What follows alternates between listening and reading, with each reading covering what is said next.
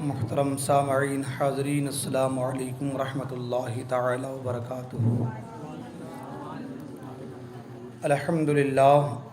الحمدللہ وکفا، سلام علی عبادہ الذین اصطفیٰ، اما بعد فاعوذ باللہ من الشیطان الرجیم، بفضلک بسم اللہ الرحمن الرحیم۔ ولا تقولوا لمن يقتل في سبيل الله اموات بل احیاء ولكن لا تشعرون۔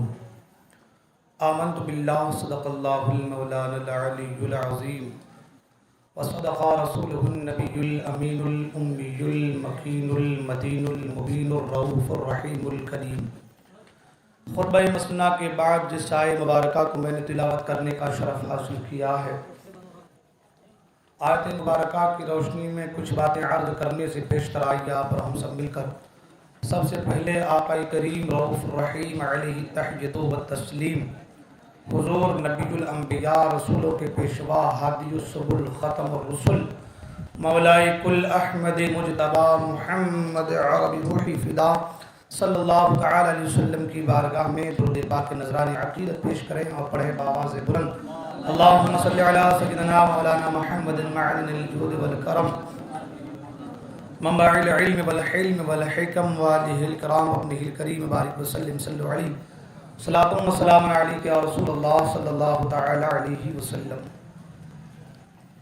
حصول برکت کے لیے منقبت امام حسین رضی اللہ تعالی عنہ کے دو تین اشعار پیش کرنے کی سعادت حاصل کر رہا ہوں، توجہ کا طالب ہوں، توجہ کے ساتھ سماعت فرمائیں۔ سبھی حضرات میرے ساتھ مل کر پڑھنے کی کوشش کریں تو انشاءاللہ الرحمن تھوڑا بہت لطف تو ضرور آئے گا، اس لیے کہ آواز اس لائق نہیں ہے کہ صحیح طریقے جو اس کا پڑھنے کا لب لباب ہے اس طریقے سے پڑھا جائے۔ آپ لوگوں کی توجہات رہیں انشاءاللہ تو کچھ حد تک اس کو بہتر پڑھنے کی ہم سب مل کر کوشش کریں گے انشاءاللہ۔ آپ لوگ جو پیچھے بیٹھے تھے قریب آ کے بیٹھ جائیے، میرے قریب آ جائیے اور تھوڑا ذکر حسین کر لیتے ہیں، آ جائیے قریب آ کے بیٹھ جائیے تھوڑا سا۔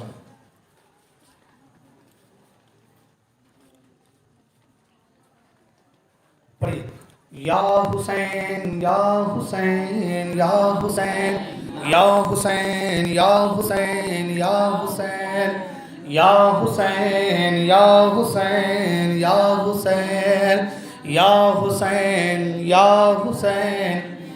حسین۔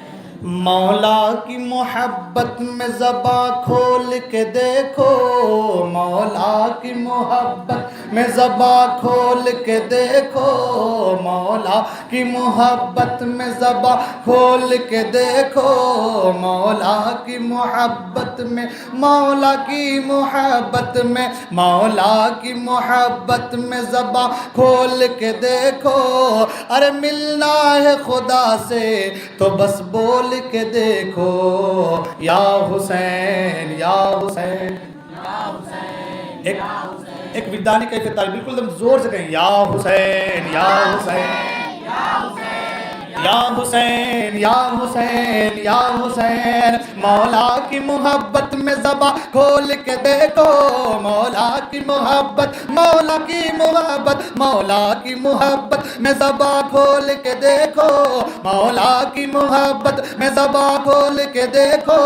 ملنا ہے خدا سے تو بس بول کے دیکھو، یا حسین یا حسین یا حسین یا حسین یا حسین یا حسین یا حسین یا حسین۔ ہر ظلم زمانے کا میں سہتا ہی رہوں گا، ہر ظلم زمانے کا میں سہتا ہی رہوں گا، ہر ظلم زمانے کا، ہر ظلم زمانے کا، ہر ظلم زمانے کا، ہر ظلم زمانے کا میں سہتا ہی رہوں گا، ہر ظلم زمانے کا میں سہتا ہی رہوں گا۔ سر کاٹ بھی دو پھر بھی کہتا ہی رہوں گا یا حسین یا حسین یا حسین یا حسین یا حسین یا حسین یا حسین یا حسین جپتا ہوں جپوں گا میں تیرے نام کا مالا جپتا ہوں جپوں گا میں تیرے نام کا مالا جپتا ہوں جپوں گا میں تیرے نام کا مالا جپتا ہوں جپوں گا جپتا ہوں جپوں گا جپتا ہوں جپوں گا میں تیرے نام کا مالا جپتا ہوں جپوں گا میں تیرے نام کا مالا دیتا ہے تیرا نام اندھیرے میں اجالا یا حسین یا حسین یا حسین یا حسین یا حسین یا حسین یا حسین یا حسین چھیڑو نہ نکیرو چھیڑو نہ نکیرو مجھے کیا تم کو پتا ہے چھیڑو نہ نکیرو مجھے کیا تم کو پتا ہے چھیڑو نہ نکیرو چھیڑو نہ نکیرو چھیڑو نہ نکیرو مجھے کیا تم کو پتا ہے چھیڑو نہ نکیرو مجھے کیا تم کو پتا ہے خود چیر کے تم دیکھ لو اس دل پہ لکھا ہے یا حسین یا حسین یا حسین یا حسین یا حسین یا حسین یا حسین یا حسین محشر میں یزیدوں کا جگر کانپ اٹھے گا محشر میں یزیدوں محشر میں یزیدوں محشر میں یزیدوں کا جگر کانپ اٹھے گا محشر میں یزیدوں کا جگر کانپ اٹھے گا جس وقت ہر سمت سے نعرہ یہ لگے گا یا حسین یا حسین یا حسین یا حسین یا حسین یا حسین یا حسین یا حسین مولا کی محبت میں زباں کھول کے دیکھو مولا کی محبت میں زباں کھول کے دیکھو مولا کی محبت میں مولا کی محبت میں مولا کی محبت میں زباں کھول کے دیکھو ارے ملنا ہے خدا سے تو بس بول کے دیکھو یا حسین یا حسین یا حسین یا حسین یا حسین یا حسین یا حسین یا حسین درود پاک پر اللہم صلی علی سجدنا و شفیعنا سندنا و مابانا و ملجانا و مولانا محمد معدن الجود والکرم منبع العلم والحلم والحکم والہ الکرام وابنہ الکریم وبارک وسلم صلو علیہ صلاة و سلام علیک یا رسول اللہ صلی اللہ تعالی علیہ وسلم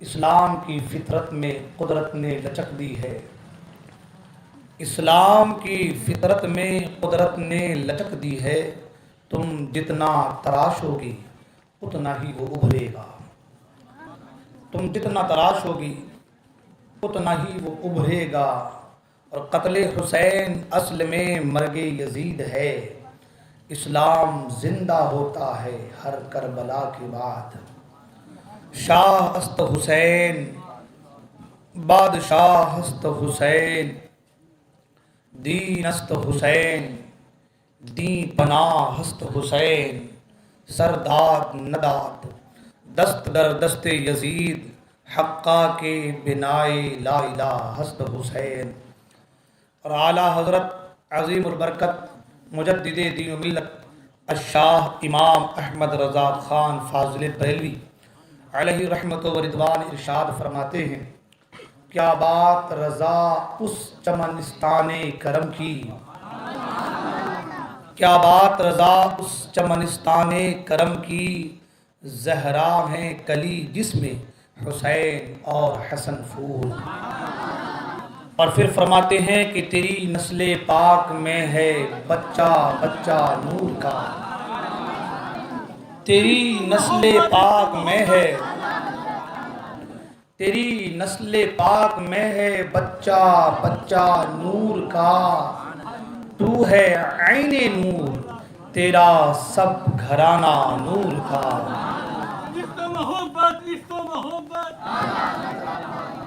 تو ہے عین نور تیرا سب گھرانہ نور کا۔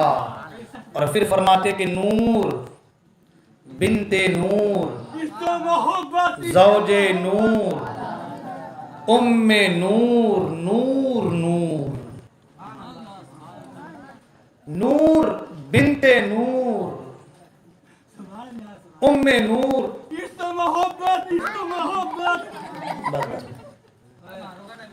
نور بنت نور ام نور زوج نور نور نور، نور مطلق کی کنیز اللہ رے لہنا نور کا۔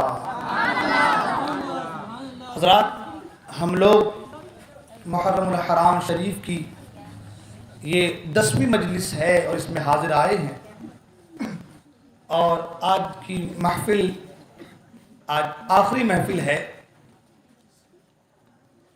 اور بات تاجدار کربلا کی ہونی ہے، بات نبی کے لاڈلوں کی ہونی ہے کہ جن کے تعلق سے قرآن نے کہا قُلْ لَا أَسْأَلُكُمْ عَلَيْهِ أَجْرًا إِلَّا الْمَوَدَّةَ فِي الْقُرْبَى۔ قرآن کہا اے محبوب آپ کہہ دیجئے اپنے کلمہ پڑھنے والوں سے، اپنے ماننے والوں سے آپ کہہ دیجئے لا اسألکم علیہ اجرا، میں تم سے کوئی اجرت طلب نہیں کرتا، کوئی معاوضہ نہیں چاہتا، کوئی بدلہ نہیں چاہتا۔ دین میرے صدقے میں تمہیں نصیب ہے، ایمان میرے صدقے میں، قرآن میری وجہ سے، جان میری وجہ سے، سب کچھ میرے صدقے میں تمہیں ملا ہے، لیکن میں تم سے اس کا کوئی معاوضہ نہیں چاہتا، کوئی اجرت نہیں چاہتا، بس اتنا کرنا کہ میرے قرابت دار سے محبت کرنا۔ یعنی کہ قرآن اللہ کا پیغام رسول اللہ صلی اللہ تعالی علیہ وسلم کے ارشادات کے موافق اللہ قرآن نازل کر رہا ہے، رسول کی جو چاہ ہے اس چاہ کے مطابق اللہ قرآن نازل کر رہا ہے۔ اللہ کہہ رہا میرے محبوب آپ چاہتے ہیں نا کہ آپ کے قرابت دار سے، آپ کی اہل بیت سے، آپ کے حسن و حسین سے دنیا محبت کرے، تو لے میں قرآن نازل کرتا ہوں کہ اگر تمہیں جو کچھ بھی ملا ہے تو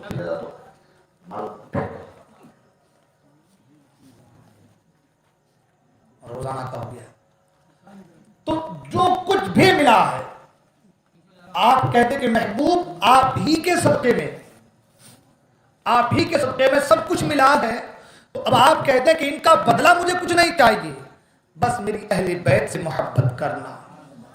یعنی قرآن مجید کی اس آیے مبارکہ سے پتہ یہ چلا کہ جان، ایمان، قرآن، دین جو کچھ بھی ہمیں ملا ہے ان سب کا شکریہ اگر ادا کرنا ہے تو اہل بیت کا ذکر کیا جائے، اہل بیت سے پیار کیا جائے، اہل بیت اطہار سے محبت کیا جائے۔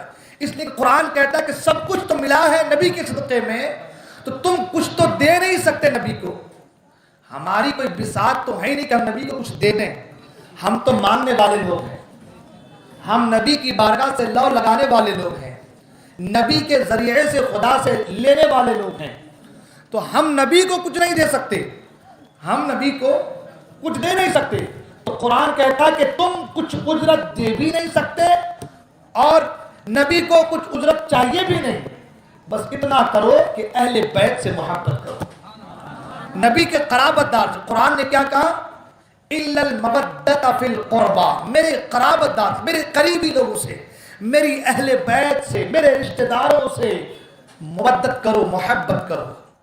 آج ہم لوگ یہاں پر حاضر آئے ہیں، اہل بیت کی محبت میں آئے ہیں، نبی کے قرابت داروں کا ذکر کر رہے ہیں، اہل بیت کا چرچا کر رہے ہیں، تو قرآن کے اس آیے مبارکہ کے مطابق ہمارا کام ہو رہا ہے۔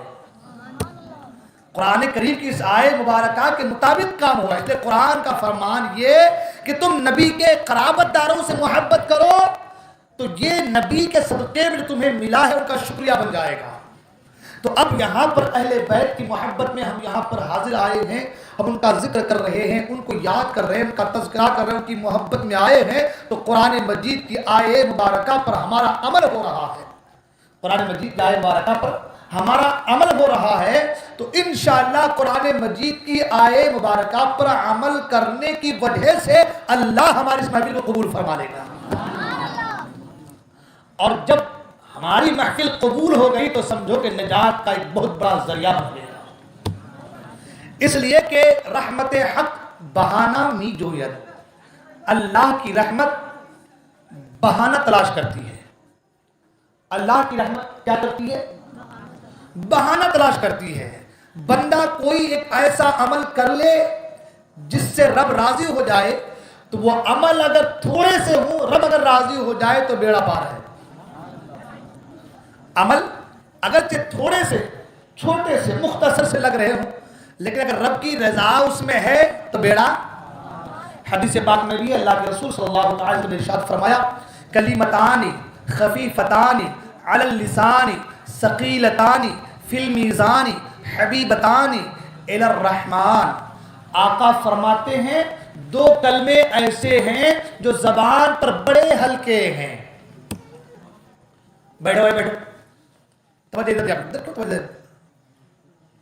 دو کلمے ایسے ہیں جو زبان پر بڑے ہلکے ہیں مگر میزان پر بڑے بھاری ہیں. مگر میزان پر بڑے بھاری ہیں. اتنے بھاری ہیں کہ ثقیلتان کا جملہ آیا, یعنی میزان پر بہت بھاری ہیں. اور دو کلمے کیا ہیں؟ سبحان اللہ و بحمدہ سبحان اللہ العظیم. مختصر سا کلمہ ہے لیکن میزان پر بہت بھاری. اس کے بے شمار فوائد ہیں. تو کہنے کا مطلب یہ ہے کہ اللہ تبارک و تعالی چھوٹے سے عمل پر اگر راضی ہو جائے نا تو بیڑا پار ہے. تو آج ہم یہاں پر آئے ہیں نبی کے اقرباء کی محبت میں, نبی کے قرابت داروں کی محبت میں, نبی کے اہل بیت کی محبت میں, نبی کے گھرانے والوں کی محبت میں. اور قرآن کہتا ہے کہ نبی کے اقرباء سے محبت کرو, اور ہم کر رہے ہیں. قرآن پر عمل ہو رہا ہے, اور جب قرآن پر عمل ہو تو اللہ راضی ہوتا ہے. جب قرآن پر عمل ہو تو اللہ راضی ہوتا ہے, اور جب اللہ راضی تو ساری پریشانیاں ختم, ساری مشکلیں آسان. تو بڑے خوش نصیب ہیں آپ لوگ, ہم سب یہاں پر حاضر آئے ہیں. حضرات, بارش کا موسم بھی ہے اور 6-10 کے اوپر ہو گئے, اور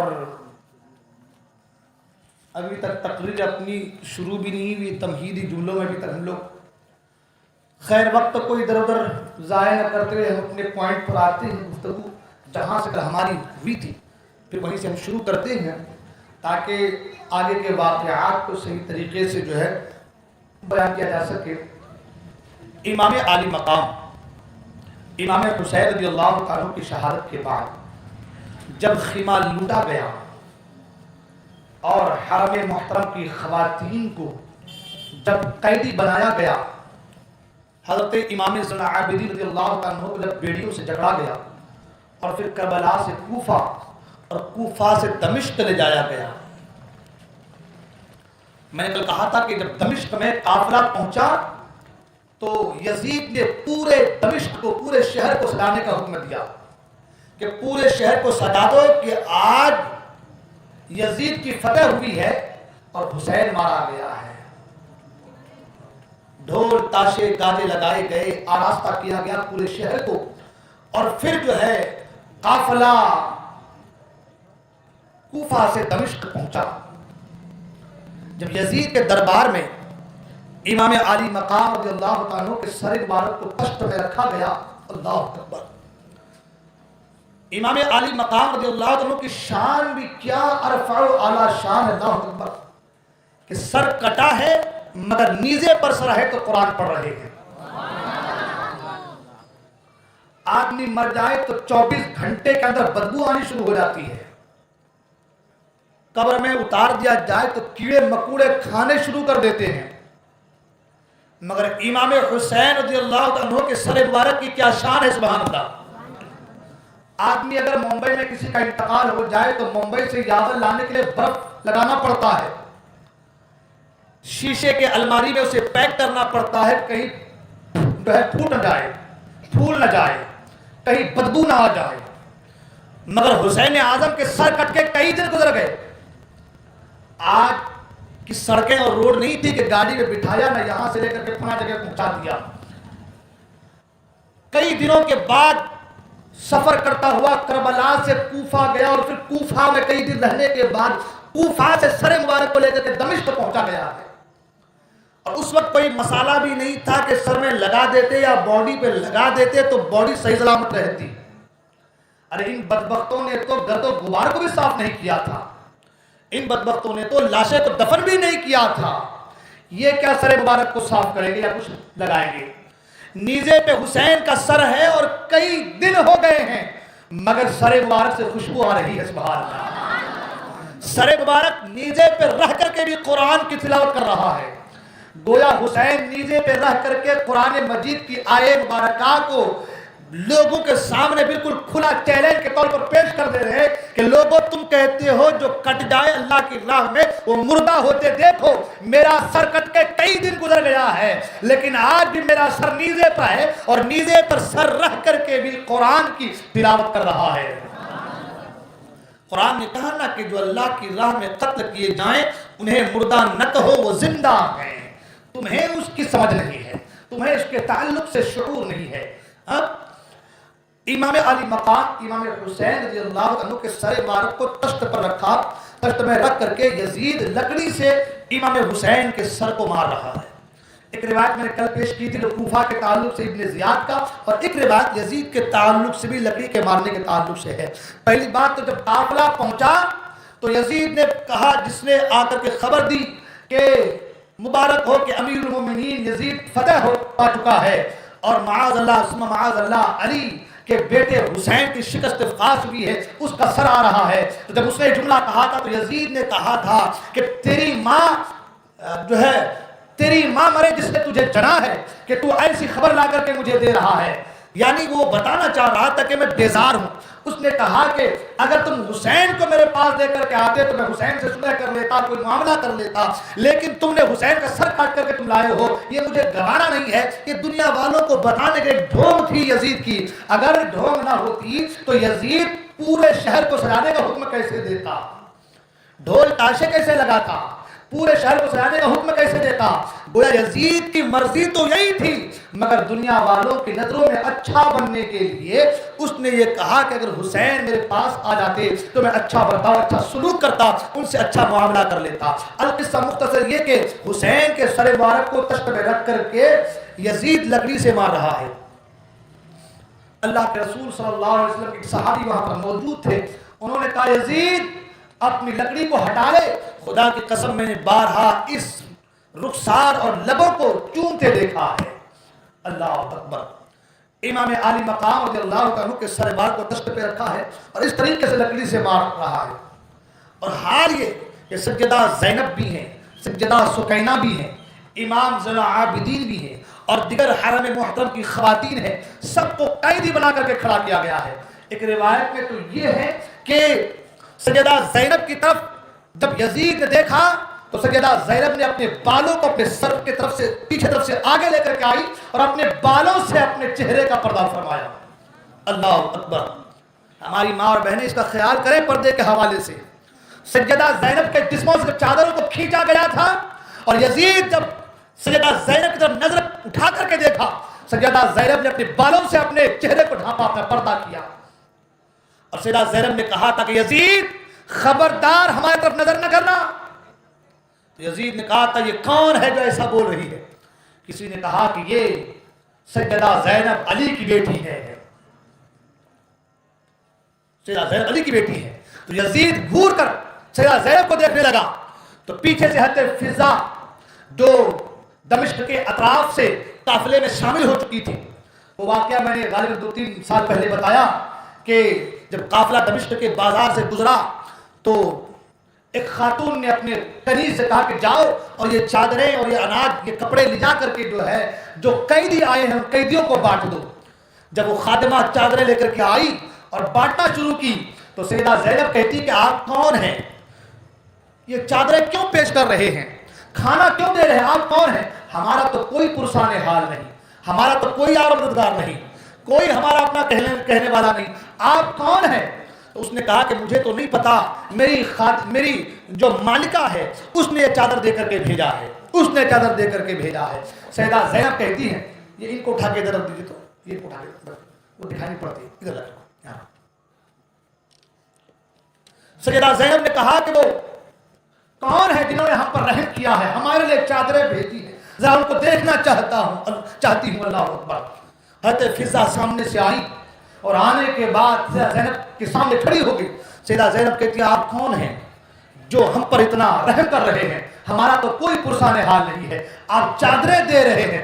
سیدہ فضہ کہتی ہے مجھے نہیں پتا کہ تم کون ہو، مجھے نہیں خبر کہ آپ کون ہیں، میں نہیں جانتی، لیکن ہاں میں مدینے کی سرزمین میں سیدہ فاطمہ زہرا کی کنیز بن کر کی تھی۔ سبحان اللہ۔ سیدہ فاطمہ کی کنیز بن کر کی تھی، اور سیدہ فاطمہ نے مجھ سے کہا تھا کہ فضہ اگر کوئی قیدی مل جائے تو انہیں چادریں تقسیم کر دینا، اگر کوئی قیدی مل جائے تو انہیں کھانے دے دینا، چادریں تقسیم کر دینا۔ میں تو اپنی مالکہ حضرت فاطمہ کے کہنے پہ عمل کر رہی ہوں اور یہ چادریں تم قیدیوں کو تقسیم کر رہی ہوں۔ اللہ اکبر۔ جب حضرت فاطمہ زہرا کے تعلق سے سیدہ زینب نے سنی تو کہا آپ کا نام کیا ہے؟ کہا میرا نام فضہ ہے۔ آپ مدینے میں تھی؟ کہا ہاں میں مدینے میں تھی، حضرت فاطمہ کے گھر پہ تھی، میں حضرت فاطمہ کی کنیز تھی۔ حضرت فاطمہ کے دو صاحبزادے تھے، ایک کا نام حسن تھا، ایک کا نام حسین تھا، ایک صاحبزادی تھی جن کا نام زینب تھا۔ اللہ اکبر۔ حضرت سیدہ فضہ سارا واقعہ بیان کر رہی ہے اور کہہ رہی نہ جانے اب حسین کیسے ہوں گے، حسن کیسے ہوں گے،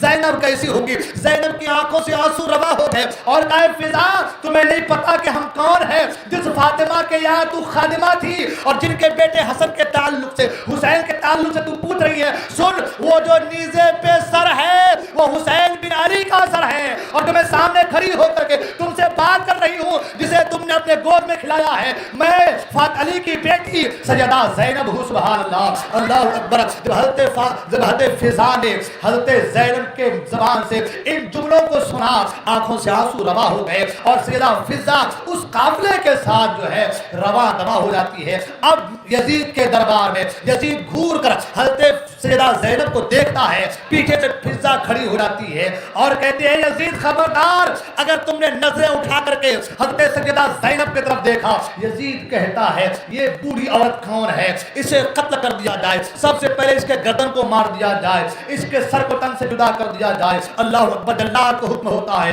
کہ جاؤ اور اس بوڑھی عورت کے سر کو تن سے جدا کر دو۔ اتنا کہنا تھا کہ حضرت فضہ پکار کر کہتی ہے، کیونکہ وہ حبشہ کی رہنے والی تھی اور حبشی تھی، وہ پکار کر کہتی ہے، یزید کے ارد گرد جو تلوار لے کر کے کھڑے تھے وہ حبشی لوگ تھے، پکار کر کہتی ہے اے حبشہ کے لوگوں کیا تمہاری غیرتیں مر گئی ہے؟ حبشہ کی بیٹی پر ایک یزید نظریں ڈال رہا ہے، اسے مارنے کی کوشش کر رہا ہے، اس کے سر کو قلم کرنے کی کوشش کر رہا ہے اور تم ہاتھ باندھ کر کھڑے ہو۔ اتنا سننا تھا، حبشی لوگ تلوار میان سے باہر نکال لیے اور کہا خبردار، اگر حبشہ کی بیٹی کے اوپر کسی نے نظریں اٹھائی تو اچھا نہیں ہوگا۔ سیدہ زینب مدینے کی طرف رخ کرتی ہے اور کرتی ہے اپنے نبی کی بارگاہ میں، نانا جان دیکھے تو صحیح ایک حبشہ کی بیٹی کے لیے کتنی تلواریں نکل گئی ہیں، لیکن آج آپ کی نواسی کے لیے، آج آپ کی بیٹی کے لیے کوئی تلوار نکالنے والا نہیں ہے، کوئی بولنے والا نہیں ہے۔ اللہ اکبر۔ وہ کیسا دردناک منظر تھا، وہ کیسا کرب والا معاملہ تھا۔ اللہ اکبر۔ سیدہ زینب رضی اللہ تعالی عنہا نے ببانگ دہل عزیز سے کہا تھا خبردار ہماری طرف نظر نہ کرنا، اس لیے کہ ہم لوگ حرم محترم کی وہ خواتین ہیں کہ جن کو آسمان کے سورج نے بھی نظر اٹھا کر نہیں دیکھا ہے۔ اللہ اکبر۔ سیدہ زینب رضی اللہ عنہ کے اور فضہ کے ان جملوں کی وجہ سے یزید خاموش ہو گیا۔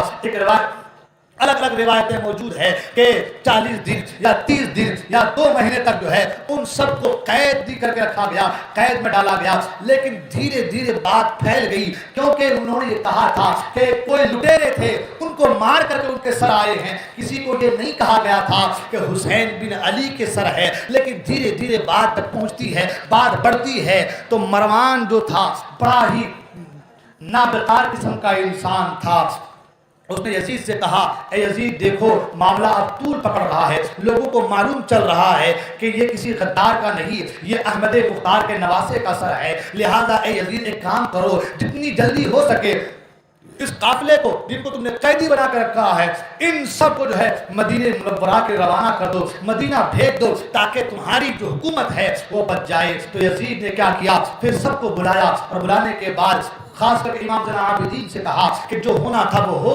ہو گیا، اللہ کی مرضی تھی ہو گیا، اگر مجھے پتا ہوتا کہ حسین کے ساتھ ایسا سلوک ابن زیاد کرنے والا ہے تو میں کبھی ایسا کرنے نہیں دیتا، لہٰذا اب جو ہے تو ہو چکا ہے وہ ہو چکا ہے، اب تم جو بھی کہو گے تمہاری باتوں پر میں عمل کروں گا اور میں تمہیں مدینہ منورہ بھیج دوں گا۔ امام زین العابدین نے کہا میری 3 شرطیں ہیں، سب سے پہلی شرط تو میری یہ ہے کہ میرے بابا جان کے سر مبارک کو میرے سپرد کر دیا جائے، اور دوسری شرط یہ ہے کہ جمعہ کے دن منبر پر کھڑے ہو کر میں خطبہ دوں گا، اور تیسری شرط یہ ہے قاتلان حسین کو میرے حوالے کر دیا جائے۔ یزید نے کہا تھا تمہاری آخری شرط تو مجھے منظور نہیں، قاتلان حسین کو میں تمہارے حوالے نہیں کر سکتا، لیکن ہاں تمہاری دونوں شرطیں مجھے منظور ہے۔ اور پھر حسین اعظم رضی اللہ عنہ کے سر مبارک کو امام زین العابدین کو دینے کا وعدہ کیا اور کہا ٹھیک ہے جمعہ کے دن جو ہے تم منبر پر کھڑے ہو کر کے خطبہ دینا۔ امام زین العابدین رضی اللہ تعالیٰ جمعہ کے دن منبر پر خطبہ دے کر چڑھنا چاہتے ہیں، مگر یزید اتنا نابکار انسان تھا، پہلے ہی سے اپنے خطیب کو کھڑا کر دیا۔ امام عالی مقام کے صاحبزادے امام زین العابدین کہتے ہیں خبردار اتر جا، یہ میرے نانا کا ہے، یہ ہمارا ہے، یہ منبر میرے نانا کا ہے، اس منبر پر میرا حق ہے، جب تک ہم ہیں ہمارے رہتے ہوئے کوئی دوسرا اس منبر پر کھڑا کیسے ہو سکتا ہے۔ امام زین العابدین رضی اللہ تعالیٰ منبر پر کھڑے ہوتے ہیں اور آخرت کے حوالے سے ایسی زبردست تقریر کرتے ہیں، دنیا کے بے ثباتی کے حوالے سے ایسی عمدہ گفتگو کرتے ہیں اور اپنی شان اپنی فضیلت کو اس انداز میں بیان کرتے ہیں کہ پورا دمشق جو ہے جو مسجد میں موجود تھے وہ سارے کے سارے دھارے مار مار کر رونے لگے تھے، اللہ اور سب کے سب اش اش کرنے لگے تھے۔ اللہ بدگرم ہے تمہارا اس کو بگی دو ادھر بڑی درود پاک پڑھ اللہم صلی علی سیدنا مولانا محمد بارک وسلم وسلم صلاۃ و سلام علیک یا رسول اللہ صلی اللہ علیہ وسلم۔ امام زین العابدین کے خطبے کو سن کر پورا دمشق دھائے مار مار کر رو رہا ہے۔ اب حال یہ کہ لوگوں کے رونے کو دیکھ یزید بوکھلا گیا کہ ایسا نہ ہو کہ پاسا جو ہے پلٹ جائے۔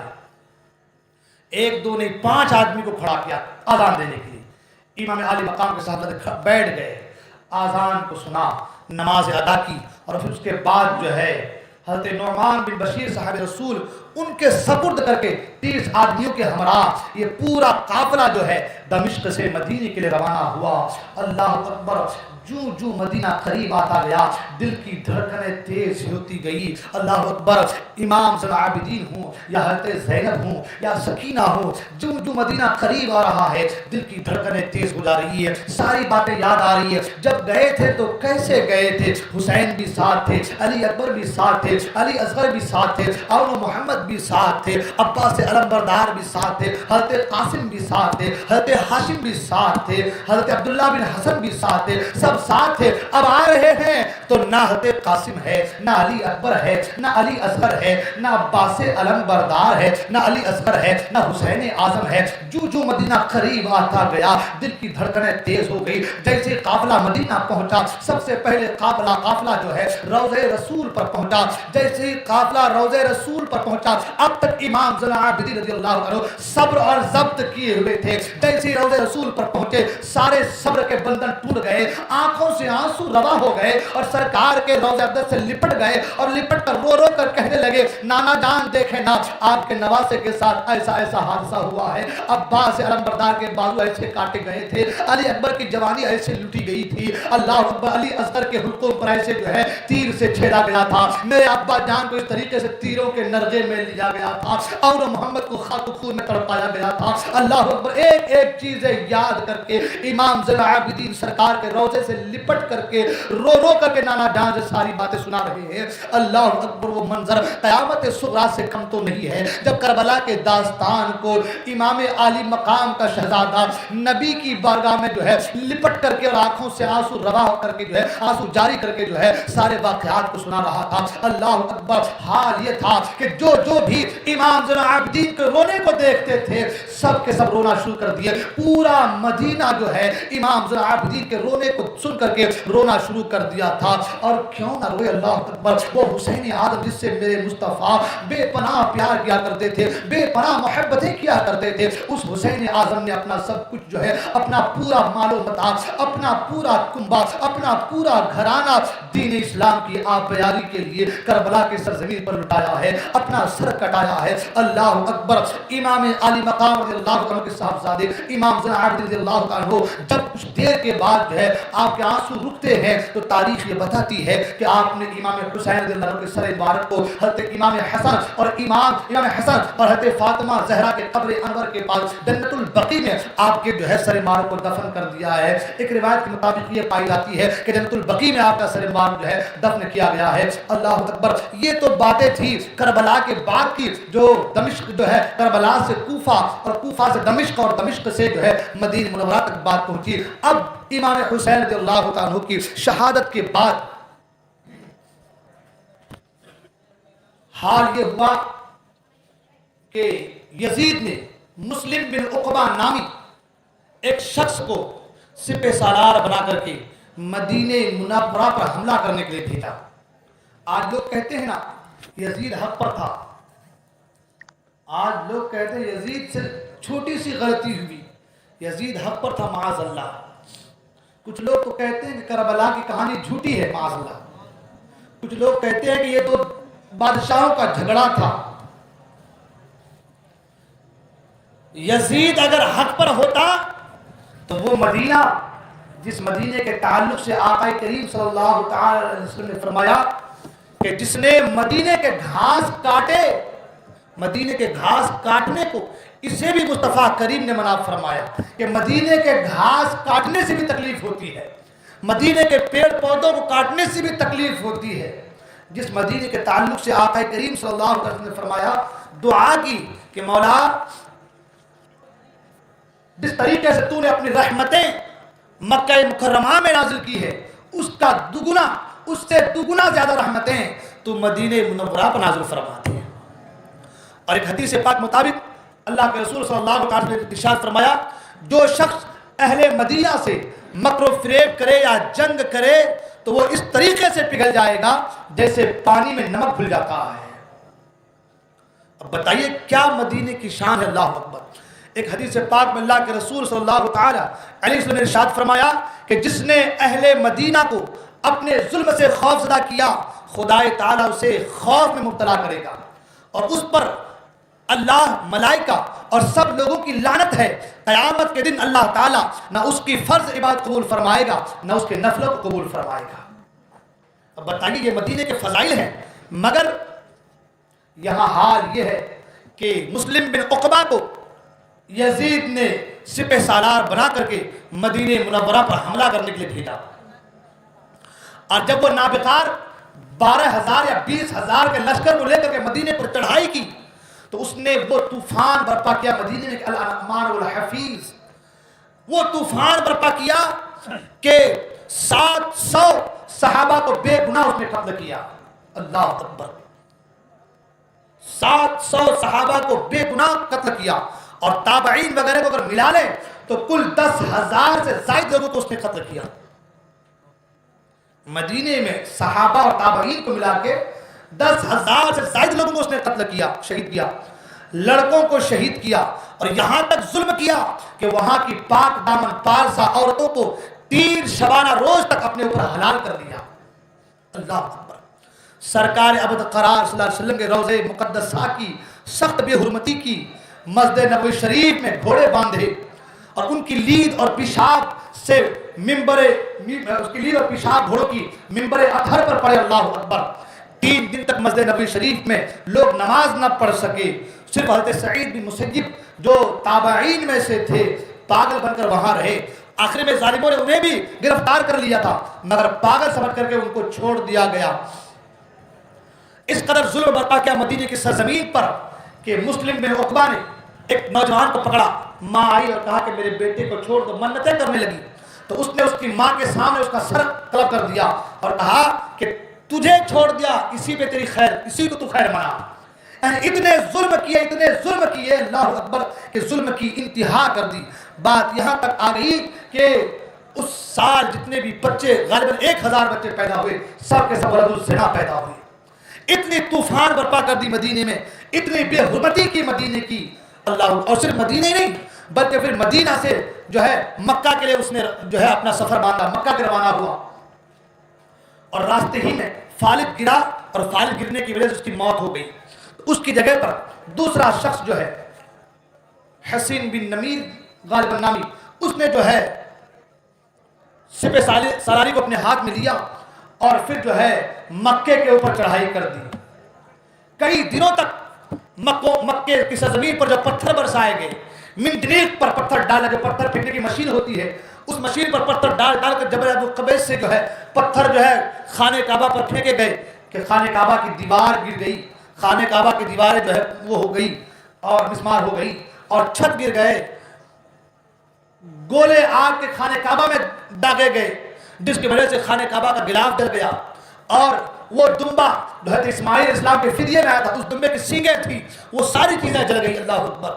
اتنا طوفان مدینے میں اور مکے میں ان ظالموں نے برپا کیا۔ آخر میں 15 ربیع الاول کو 39 سال کی عمر میں یزید کا انتقال ہو گیا، یزید مر گیا۔ جب یزید ہلاک ہو گیا تو حضرت عبداللہ ابن زبیر نے کہا کہ اے یزید کے لشکریوں، تمہارا سردار، تمہارا امیر تو مر چکا ہے، اب کیوں لڑ رہے ہو؟ انہوں نے سوچا کہ حضرت عبداللہ ابن زبیر ایسے ہی ہم کو کہہ رہے ہیں تاکہ ہم واپس چلے جائیں۔ وہ لوگ برابر لڑائی جاری رکھے، لیکن کسی نے آ کر کے پھر سے کہا، اس کا نام ثابت بن قیس تھا، نفی تھا، انہوں نے کہا کہ واقعی یزید کی موت ہو چکی ہے۔ جب یہ کہا تو ان کے حوصلے پست ہو گئے اور مسلمانوں کا حوصلہ اور بلند ہو گیا، اور پھر وہ سب کے سب وہاں سے خائب و خاسر ہو کر کے بھاگے، اور اس طریقے سے اہل مکہ کو ان کے شر سے جو ہے ان کے شر سے اہل مکہ کو حفاظت ملی اور ان کے شر سے محفوظ رہے۔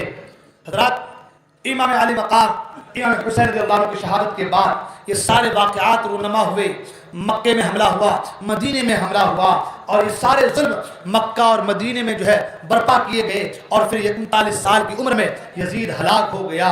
یزید کے ہلاکت کے بعد یزید کا بیٹا معاویہ وہ جو ہے تخت پر بیٹھا، مگر یزید کا بیٹا معاویہ وہ بڑا نیک تھا، صالح تھا، وہ تخت پر تو بیٹھا مگر جتنے دن تک بیٹھا رہا، غالباً 40 دن تک وہ یا 2 مہینے تک جو ہے وہ تخت پر رہا، لیکن وہ 40 دن یا 2 مہینے جو بھی اس کی عمدت رہی، وہ 40 دن یا 2 مہینے بیمار ہی رہا۔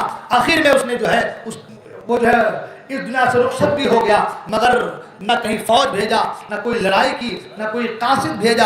القصہ مختصر یہ کہ یزید کا تخت و تاج ختم ہو گیا، اور پھر دھیرے دھیرے ایک کے بعد دوسرے بادشاہ آتے رہے، اور تاریخ یہ بتاتی ہے کہ حضرت عبداللہ ابن زبیر رضی اللہ عنہ کے ہاتھ پر پورا شام، پورا عراق اور پورا حجاز جو ہے آپ کے ہاتھ پر بیعت کیا، اور پورے شام و عراق میں حضرت عبداللہ ابن زبیر رضی اللہ عنہ کی حکومت ہو گئی۔ مگر دھیرے دھیرے جو ہے وہ جو میں نے کہا کہ مروان کا بیٹا جو عبد الملک تھا، اس نے جو ہے کوفہ کی گورنر اپنے ہاتھ میں لی۔ پھر اس کے انتقال کے بعد جو ہے ایک شخص تھا جس کا نام مختار بن عبید ثقفی تھا، جب وہ گورنر ہوا کوفہ کا اور ان کو جو ہے تسلط حاصل ہوا، تو پھر اس نے قاتلان حسین سے چن چن کر کے بدلا لیا۔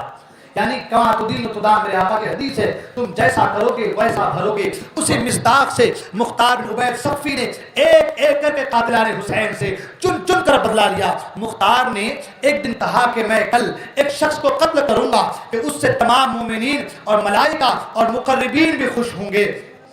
حیثم بن اسود نخعی اس وقت مختار کے پاس بیٹھا ہوا تھا، وہ سمجھ گیا کہ مختار جو ہے کل عمرو بن سعد کو قتل کرنے والا ہے، لہٰذا اس نے اپنے بیٹے کو بھیجا اور ابن سعد سے کہا کہ تم جو ہے کہیں چھپ جاؤ، کہیں ایسا نہ ہو کہ کل مختار تمہیں قتل کر دے۔ ابن سعد نے کہا کہ مختار تو میرا اچھا دوست ہے، وہ مجھے قتل کیسے کر سکتا ہے، مجھے کہیں اور جانے کی ضرورت نہیں ہے۔ دوسرے دن صبح کو مختار نے ابن سعد کو بلانے کے لیے آدمی بھیجا تو ابن سعد نے اپنے بیٹے حفص کو بھیج دیا۔ مختار نے اس سے پوچھا کہ تیرا باپ کہاں ہے؟ اس نے کہا کہ میرا باپ تو خلوت نشین ہو گیا ہے، اب گھر سے باہر نہیں نکلتا۔ مختار نے کہا اب وہ نیکی حکومت کہاں ہے جس کے لیے فرزند رسول کا خون بہایا تھا، اب کیوں اس سے دستبردار ہو کر کے گھر میں بیٹھا ہے؟ اب تمہارے باپ کو کیا حکومت کی لالچ نہیں ہے؟ حضرت حسین کی شہادت کے دن وہ کیوں جو ہے خانہ نشینہ ہوا تھا؟ پھر مختار نے اپنے کوتوال کو حکم دیا کہ جاؤ اور ابن سعد کا سر کاٹ کر کے لے کر کے آؤ۔ وہ ابن سعد کے پاس گیا اور اس کا سر کاٹ کر کے اپنے قبا کے دامن میں چھپا کر کے مختار کے پاس لایا اور اس کے سامنے رکھ دیا۔ مختار نے ابن سعد کے بیٹے حفص سے پوچھا پہچانتے ہو یہ سر کس کا ہے؟ توجہ دیجیے، تھوڑی دیر بس ہو گیا، وقت بھی ہو چلا ہے، 11:15 بج گئے، وقت کافی ہو چلا ہے۔ مختار نے ابن سعد کے بیٹے حفص سے پوچھا جانتے ہو یہ سر کس کا ہے؟ اس نے کہا ہاں یہ میرے باپ کا سر ہے اور اب اس کے بعد زندگی میں کوئی مزہ نہیں، یعنی میرے باپ کے مرنے کے بعد اب زندگی میں کوئی مزہ نہیں ہے۔ مختار نے کہا تم ٹھیک کہتے ہو اور تم زندہ رہ بھی نہیں پاؤ گے۔ اور پھر اس نے ابن سعد کے بیٹے کو بھی قتل کر دیا اور قتل کر کے کہا کہ باپ کا سر حسین کے سر کا بدلہ ہے اور بیٹے کا سر علی اکبر کے سر کا بدلہ ہے۔ اگرچہ یہ دونوں برابر نہیں ہیں لیکن خدا کی قسم اگر میں قریش کے 3 دستے بھی قتل کر ڈالوں تب بھی حسین کی انگلیوں کے برابر نہیں ہو سکتے۔ پھر مختار نے دونوں کے سر حضرت محمد بن حنفیہ رضی اللہ عنہ کے پاس بھیج دیا۔ خولی بن یزید کو مختار بن عبید ثقفی نے قتل کرنے کے بعد زندہ جلا دیا۔ شمر کو جو ہے قتل کے بعد کتوں کے حوالے کر دیا، یعنی مختار بن عبید ثقفی نے سب کو ایک ایک کر کے سزائیں دی، خولی بن یزید کو، شمر ذی الجوشن کو، اور جو ہے کسی کے ہاتھ پاؤں کاٹ کر کے چھوڑ دیے، کسی کا پیٹ پھاڑ کر کے چھوڑ دیا، کسی کو جو ہاتھ پاؤں کاٹ کر کے کتوں کے حوالے نچوانے کے لیے چھوڑ دیا، کسی کو ہاتھ پاؤں کاٹ کر کے زندہ جلا دیا، کسی کو بالکل برہنہ کر کے تیروں سے چھلنی کر دیا، کسی کو جو ہے برہنہ کر کے نیزوں سے چھید چھید کر کے مار ڈالا۔ القصہ مختصر یہ کہ جو ہے مختار بن عبید ثقفی نے جو ہے قاتلان حسین سے چن چن کر کے بدلا لیا، کسی کو زندہ جلا دیا گیا، کسی کو جو ہے کتوں کے حوالے کر دیا۔ ابن زیاد جو بدنہاد تھا، اور وہ ابن زیاد وہ بدنہاد انسان ہے جو یزید کی طرف سے کوفہ کا گورنر تھا، آپ نے پورا واقعہ آپ نے سنا ہے۔ ابن زیاد موصل میں 30,000 فوج کے ساتھ اترا تھا۔ مختار بن عبید ثقفی نے ابراہیم بن مالک اشتر کو جو ہے اس کے مقابلے کے لیے ایک فوج لے کر کے بھیجا اور تقریباً 25 کلومیٹر موصل سے تقریباً 25 کلومیٹر کے فاصلے پر جو ہے دریائے فرات کے کنارے دونوں لشکروں میں مقابلہ ہوا اور صبح سے شام تک خوب جنگ رہی۔ جب دن ختم ہونے والا تھا، آفتاب غروب ہونے والا تھا، اس وقت ابراہیم بن مالک اشتر کی فوج غالب آئی اور ابن زیاد کو شکست ہوئی۔ اس کے جو ساتھی تھے وہ سب کے سب بھاگے۔ ابراہیم نے حکم دیا کہ فوج میں سے جس کو جہاں پاؤ اس کو وہیں پر قتل کرو، کسی کو بھی زندہ نہ چھوڑا جائے۔ چنانچہ بہت سے لوگ ہلاک کیے گئے اور اسی ہنگامہ میں ابن زیاد بھی فرات کے کنارے جو ہے محرم کی 10 تاریخ 67 ہجری میں مارا گیا اور اس کا سر کاٹ کر کے ابراہیم کے پاس بھیجا گیا۔ ابراہیم نے اس کے سر کو مختار کے پاس کوفہ بھجوایا۔ مختار نے دارالامارات کوفہ کو خوب آراستہ کیا اور اہل کوفہ کو جمع کر کے ابن زیاد کا سر ناپاک اسی جگہ پہ رکھوایا جس جگہ اس مغرور حکومت نے حضرت امام حسین رضی اللہ عنہ کے سر مبارک کو رکھا تھا۔ مختار نے اہل کوفہ کو مخاطب کر کے کہا اے اہل کوفہ دیکھ لو کہ امام حسین رضی اللہ عنہ کے خون ناحق نے ابن زیاد کو نہ چھوڑا۔ آج اس نامراد کا سر اسی ذلت و رسوائی کے ساتھ یہاں رکھا ہوا ہے۔ 6 سال ہوئے ہیں، وہی تاریخ ہے، وہی جگہ ہے، وہی مقام ہے۔ خداوند عالم نے اس مغرور فرعون خصال کو ایسی ذلت و رسوائی کے ساتھ ہلاک کیا ہے۔ اسی کوفہ اور اسی دارالامارات میں اس بدیر کے قتل و ہلاک پر جشن منایا جا رہا ہے۔ یعنی کہ امام حسین رضی اللہ عنہ کے سر مبارک کو جس طریقے سے ابن زیاد نے کوفہ میں دشت میں اپنے سامنے رکھا تھا، آج 6 سال کے بعد 10ویں محرم ہے، وہی تاریخ ہے، وہی جگہ ہے اور اسی جگہ پر پر اس ابن زیاد بن نحاد کے سر کو رکھا ہے۔ اللہ کے رسول نے فرمایا کما تدین تدان، تم جیسا کرو گے ویسا ہی بھرو گے۔ تم نے حسین کے ساتھ جیسا کیا ویسا ہی تمہارے ساتھ سلوک آیا ہوا۔ یہ تو دنیاوی معاملات تھے، آخرت کے معاملات تو ابھی باقی ہے۔ یہ تو دنیا کے عذاب تھے جس میں وہ گرفتار ہوئے، آخرت کے عذاب تو ابھی باقی ہے، خون حسین کا بدلہ تو ابھی باقی ہے۔ اللہ اکبر۔ ترمذی شریف کی حدیث میں ہے کہ جس وقت ابن زیاد اور اس کے سرداروں کے سر مختار کے سامنے لا کر رکھے گئے تو ایک بڑا سانپ نمودار ہوا، اس کی ہیبت سے لوگ ڈر گئے، وہ تمام سروں میں پھرا۔ جب عبداللہ عبید اللہ ابن زیاد کے سر کے پاس پہنچا تو اس کے نتھے میں گھس گیا اور تھوڑی دیر ٹھہر کر اس کے منہ سے نکلا۔ اس طریقے سے 3 بار سانپ اس کے سر کے اندر داخل ہوا اور غائب ہو گیا۔ گویا بتا دیا کہ دنیا میں بھی وہ ذلیل ہوا ہے اور قیامت میں بھی ذلیل ہوگا، یہاں بھی اسے عذاب کا سامنا کرنا پڑا ہے اور قیامت میں بھی عذاب کا سامنا کرنا پڑے گا۔ قاتلان حسین چن چن کر مارے گئے، چن چن کر قاتلان حسین کو مختار بن ابی صفی نے مارا، مگر حال یہ ہے کہ مختار نے امام حسین رضی اللہ عنہ کے قاتلین کے بارے میں بڑا شاندار کارنامہ انجام دیا، لیکن آخر میں وہ دعوی نبوت کر کے مرتد ہو گیا۔ العیاذ باللہ تعالیٰ کہنے لگا کہ میرے پاس جبرائیل امین آتا ہے اور مجھ پر خدا تعالیٰ کی طرف سے وہی لاتا ہے، میں بطور نبی مبعوث ہوا ہوں۔ حضرت عبداللہ ابن زبیر رضی اللہ تعالیٰ عنہ کو جب اس کے دعوی نبوت کی خبر ملی تو آپ نے اس کی سرکوبی کے لیے لشکر روانہ فرمایا، جو مختار پر غالب ہوا اور ماہ رمضان سن 67 ہجری میں اس بدبخت کو قتل کیا گیا۔ حضرات محترم، اس طریقے سے کربلا کا یہ داستان مکمل ہوا۔ حالانکہ ابھی قاتلان حسین کے اوپر جو عذاب نازل ہوئے، جو کرامتیں امام حسین کی ظاہر ہوئی اور جس طریقے سے دنیا میں جو ہے عذاب کو لوگ گرفتار ہوئے، وہ ساری باتیں اگر عرض کرنا چاہیں تو اس کے لیے اور بھی 2-4 دن درکار ہیں، اس کے اور بھی 2-4 جو ہے مجلسیں چاہیے۔ جو باتیں بیان کرنی تھی، چیدہ باتیں، وہ میں نے آپ کے سامنے عرض کی۔ حضرات محترم، تاریخ کربلا کو سننے کے بعد ہم کو اور آپ کو سبق کیا ملا؟ ہم کو اور آپ کو یہاں سے جانا ہے، ایک پیغام لے کر کے جانا ہے، ایک سبق لے کر کے جانا ہے۔ بہت سارے اسباق ہمیں اس سے ملتے ہیں، لیکن ایک سبق، ایک پیغام جو یاد رکھنے والی ہے، وہ پیغام، وہ سبق یہ ہے کہ امام حسین رضی اللہ تعالیٰ عنہ نے نماز کی اہمیت کو اجاگر کیا ہے، نماز کے حوالے سے تلقین کی ہے اور اخیر وقت میں اپنا سر سجدے میں رکھا ہے۔ اور یہ پیغام کربلا سے حسین نے دیا ہے کہ دیکھو، میں نبی کا نواسا ہو کر کے کربلا کے میدان میں اپنا سر سجدے میں کٹا رہا ہوں۔ میں نبی کا نواسا ہو کر کے آخر وقت میں نمازیں نہیں چھوڑ رہا ہوں۔ خاندان کٹ رہا ہے، رشتہ دار کٹ رہے ہیں، اہل و عیال کٹ رہے ہیں، نوجوان بیٹا کٹ رہا ہے، 6 ماہ کا علی اصغر کا حلقوم چھیڑا جا رہا ہے۔ ایسے وقت میں جبکہ تلواروں اور تیروں سے جسم پورا لہو لہان ہو چکا ہے، ایسے وقت میں بھی میری نماز قضا نہیں ہو رہی ہے، ایسے وقت میں بھی میری نماز قضا نہیں ہو رہی ہے۔ لہذا اگر تم میرے چاہنے والے ہو تو تمہاری نمازیں بھی قضا نہیں ہونی چاہیے۔ اگر تم حسینی صحیح معنوں میں حسینی ہو، اگر تم صحیح معنوں میں حسین کے فرمانروا، حسین کے چاہنے والے ہو، تو تمہاری نماز کبھی نہیں چھوٹنی چاہیے۔ ان مجلسوں سے ہمیں یہ پیغام ملا کہ ہم نماز کبھی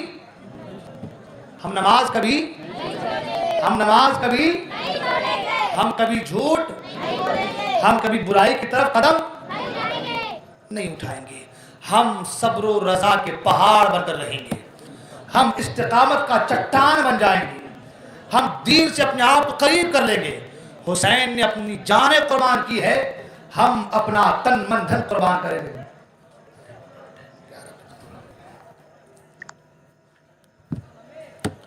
ہم جو ہے اپنا سب کچھ قربان کریں گے، اپنا تن من دھن قربان کریں گے، نمازوں کو ان کے وقتوں پر ادا کریں گے، دین سے جڑیں گے، دین کا جو مطالبہ ہے اس کو پورا کرنے کی کوشش کریں گے، دین کی جو اہمیت ہے اسے نظر انداز نہیں کریں گے۔ صرف کلمہ پڑھ لینا، داڑھی رکھ لینا، ٹوپی لگا لینا یہ دین نہیں ہے۔ دین کا تقاضا یہ ہے کہ جب تم نے کلمہ پڑھا ہے تو کلمے کا تقاضا یہ ہے کہ تم کو نمازوں کی پابندی کرنی ہوگی، روزوں کی پابندی کرنی ہوگی، نیک عمل کرنے ہوں گے، ہر برائی سے اپنے آپ کو بچانے ہوں گے۔ یہ دین کا تقاضا ہے، یہ شریعت کہتی ہے۔ جب تک آپ اس پر عمل نہیں کریں گے آپ کامل مسلمان نہیں ہو سکتے۔ اللہ نے قرآن مجید میں ارشاد فرمایا الف لام میم احسب الناس ان یترکوا ان یقولوا آمنا. قرآن کہتا ہے الف لام میم احسب الناس، لوگ اس گمان میں ہیں، احسب الناس اس گمان میں ہیں، ان یترکوا ان یقولوا آمنا، ہم چھوڑ دیے جائیں گے، ہم چھوڑ دیے جائیں گے، ان یقولوا آمنا، ہم نے یہ جو کہہ دیا کہ ہم ایمان لے کر کے آئے، یعنی ہم نے کلمہ پڑھ لیا، ہم نے کہہ دیا کہ ہم ایمان لے کر کے آئے، تو اب لوگ اس گمان میں ہے کہ ہم چھوڑ دیے جائیں گے. وَهُمْ لَا يُفْتَنُونَ، اور ہم فتنے میں مبتلا نہیں ہوں گے. ایسا نہیں ہے، بلکہ جب آپ نے کلمہ پڑھا ہے تو کلمے کے تقاضے کو پورا کریں گے آپ، اور کلمے کے تقاضے میں بہت ساری باتیں آتی ہیں، کلمے کے تقاضے میں بہت ساری باتیں آتی ہیں. قرآن کہتا ہے الذین، قرآن کہتا ہے وَلَنَبْلُوَنَّكُمْ بِشَيْءٍ مِّنَ الْخَوْفِ وَالْجُوعِ وَنَقْصٍ مِّنَ الْأَمْوَالِ وَالْأَنفُسِ وَالثَّمَرَاتِ وَبَشِّرِ الصَّابِرِينَ. قرآن کہتا ہے ہم تمہیں آزمائیں گے، ہم تمہیں آزمائیں گے. ایسا نہیں کہ تم نے کلمہ پڑھ لیا ہے تو ہم تمہیں چھوڑ دیں گے، اس گمان میں نہ رہنا، ہم تمہیں آزمائیں گے. بِشَيْءٍ مِّنَ الْخَوْفِ وَالْجُوعِ وَنَقْصٍ مِّنَ الْأَمْوَالِ وَالْأَنفُسِ وَالثَّمَرَاتِ. کچھ بھوک، کچھ ڈر، کچھ مالوں کو، کچھ فصلوں کو، جانوں کو تباہ کر کے، برباد کر کے اللہ ہمیں آزمائش میں مبتلا کرے گا.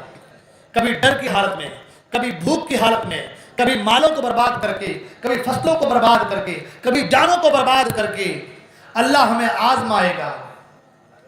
وَبَشِّرِ الصَّابِرِينَ، اور اللہ فرماتا ہے کہ جو صبر کرے اس کے لیے خوشخبری ہے، بشارت اسی کے لیے ہے جو صبر کرے. یعنی کہ آپ نے کلمہ پڑھ لیا ہے، اب کلمے کے تقاضے کو پورا کرنا ہے تو صبر بھی کرنا ہوگا، شکر بھی کرنا ہوگا، ہر برائی سے بچنا بھی ہوگا، ہر نیک عمل کرنا بھی ہوگا. اور جب آپ ایسا کریں گے، صبر کریں گے، شکر کریں گے، تو اللہ فرماتا ہے وَبَشِّرِ الصَّابِرِينَ، اللہ جو ہے صبر کرنے والوں کو خوشخبری اور پیغام سناتا ہے. اور ایک جگہ فرمایا ان اللہ مع الصابرین، کہ بے شک اللہ صبر کرنے والوں کے ساتھ ہے، بے شک اللہ صبر کرنے والوں کے ساتھ ہے. لہذا کلمے کے تقاضے کو پورا کیجیے، کلمے کے تقاضے کو پورا کیجیے، نمازوں کی پابندی کیجیے، برائی سے اپنے آپ کو بچائیے. اس محفل خیر میں آئے ہیں، ذکر کی محفل میں آئے ہیں، تو اس کے جو پیغامات ہیں حسینی پیغام، اس پیغام کو عام کرنے کی کوشش کیجیے، اس پیغام کو عام کرنے کی کوشش کیجیے. اسی میں آپ کی، ہماری، ہم سب کی، تمام امت مسلمہ کی بھلائی ہے، اسی میں ہم سب کی بھلائی ہے. اپنے گھر والوں کو نمازوں کی دعوت دیجیے، گھر کی عورتوں کو نمازوں کی تلقین کیجیے، اپنے گھروں میں اصلاحی ماحول بنائیے، اصلاحی ماحول پیدا کیجیے، اپنے گھر کی عورتوں کو دین سے جوڑیے، انہیں قرآن پڑھانے کی کوشش کیجیے، انہیں اردو کتابیں پڑھنے کے لیے دیجیے تاکہ ان کو کچھ مسئلہ و مسائل معلوم ہو جائے، تاکہ میاں بیوی کے جو ہے جو ایک دوسرے کے حقوق ہیں ان کو ایک دوسرے کو حقوق کو سمجھ کر میاں بیوی ادا کرنے کی کوشش کرے. تو انشاءاللہ الرحمن انقلاب پیدا ہوگا پورے معاشرے میں. ان سب باتوں پر عمل کیجیے، اسی میں ہم سب کی بھلائی ہے. اللہ تعالیٰ ہم تمام کو دونوں جہان کی نعمتوں سے مالا مال فرمائے. میں ایک بار مبارکباد پیش کروں گا آپ سبھی لوگ کو جو یہاں پر آئے ہیں، اور اس کمیٹی کو جنہوں نے اس محفل خیر کے سجانے میں، سنوارنے میں حصہ لیا ہے، دامے درمے قدمے قلم سر تعاون کیا ہے، لائق مبارکباد ہے آپ سبھی حضرات اور یہ کمیٹی اور یہاں کے محلے کے تمامی حضرات جنہوں نے اس محلے میں اس ذکر حسین کی محفل کو سجانے میں اپنا قیمتی وقت دیا، اپنا پیسہ دیا. دعا دوں کہ اللہ تبارک و تعالیٰ سب کی حاجتوں کو پوری فرمائے، سب کی پریشانی کو دفع فرمائے، اور سب کو اسی طریقے سے مل جل کر ایک جہتی کے ساتھ کام کرتے رہنے کی توفیق عطا فرمائے. ہر برائی سے ہماری حفاظت فرمائے، ہر طریقے کے نیک عمل کرنے کی توفیق عطا فرمائے. ہمارے دلوں میں اللہ تعالیٰ اپنا خوف، اپنی خشیت پیدا فرمائے، رسول کی محبت پیدا فرمائے. بولنے پہ غلطی ہو گئی ہو یا کسی کا دل میری تقریر پہ دکھا ہو، میں معافی چاہتا ہوں، رب کی بارگاہ میں توبہ کرتا ہوں. استغفر اللہ ربی من کل ذنب واتوب الیہ، لا الہ الا اللہ محمد رسول اللہ صلی اللہ علیہ وسلم. السلام علیکم و رحمۃ اللہ.